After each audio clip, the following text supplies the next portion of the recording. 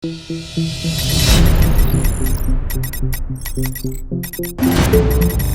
poète, c'est celui-là qui exprime ce qui se cache au plus profond de lui. Ses sentiments, ses émotions, ses expressions, ses affections, ses afflictions, tout ce qui est peut-être conscient, sa détermination.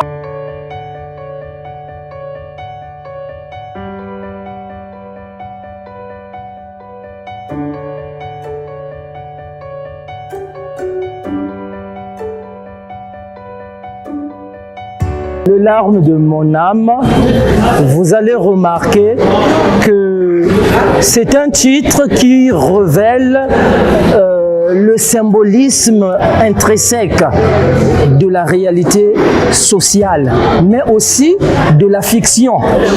Car d'un côté, vous avez l'âme embridée par la terreur, par l'horreur, et qui provoque finalement l'angoisse, la détresse, le stress, la tristesse, qui conduit à faire couler les larmes de mon âme.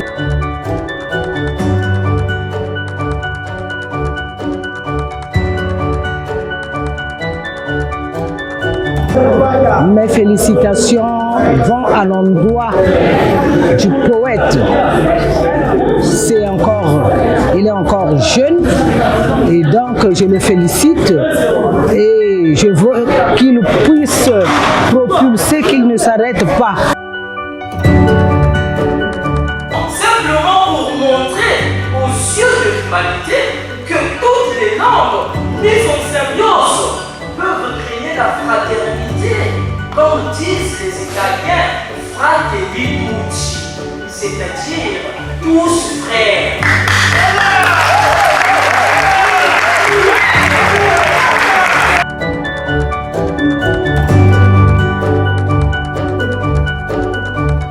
Souvenons-nous d'un grand poète qui, après la mort de sa fille, a écrit « Je suis venu, j'ai vu, j'ai vécu.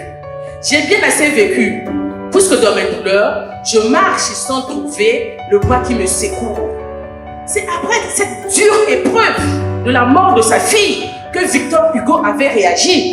C'est pour nous dire ici que la réalité n'appartient pas qu'aux historiens. Le poète lit l'être. Dans cet être-là, il y a la réalité et le non-être. Merci, je m'arrête là.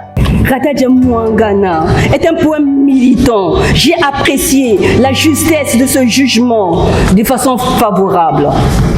Est-ce que, dans un poème Congo, est-ce que nous avons besoin de la rime? J'ai travaillé dans les structures humanitaires. Je suis à la Croix-Rouge et c'est l'humanisme. Et en cela, je rencontre souvent les gens qui me relatent leurs histoires, qui me posent leurs situations.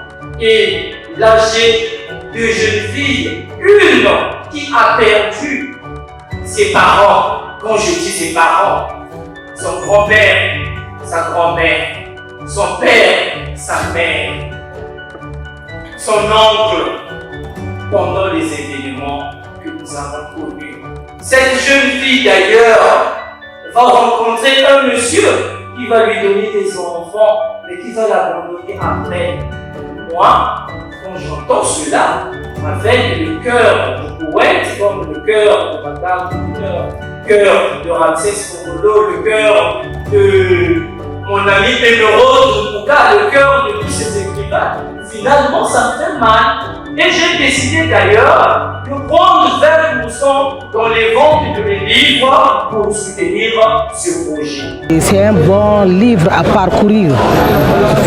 Je dois le parcourir pour comprendre très bien les vertus de ce livre.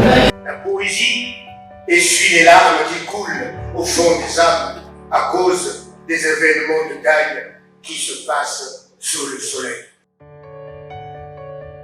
On se plaint beaucoup que la jeunesse d'aujourd'hui ne lit plus. Et moi, j'aimerais dire que la vieillesse d'aujourd'hui elle-même non plus ne lit pas. Parce que les enfants, en général, vivent de mimétisme. Moi, j'ai commencé à aimer le foot parce que mon père et tous les adultes autour de moi aimaient le foot. Je crois que j'ai des sœurs qui ont commencé à aimer de la télénovela parce que leur maman regardait de la télénovela tous les jours. Ça veut dire que si les parents lisent à la maison, de façon naturelle, les enfants vont lire. Et si vous interrogez 8 enfants sur 10 qui aiment les livres, ils vous diront que c'est parce qu'ils avaient des livres à la maison, parce qu'ils ont vu leurs parents lire. Lire, ça rend plus intelligent. Lorsque vous lisez beaucoup, vous parlez mieux. Lorsque vous lisez beaucoup, vous comprenez mieux certaines choses. Vous êtes mieux armé pour vos études. Et vous avez même de l'avance sur votre âge. Une maman a pris l'habitude de regarder novelas. Ça veut dire que les enfants aussi s'alignent, surtout les filles, pour faire autant. Si les parents ont l'habitude de passer un peu de temps à la lecture, les enfants aussi feront autant. Donc nous ne devons pas nous dire que nous sommes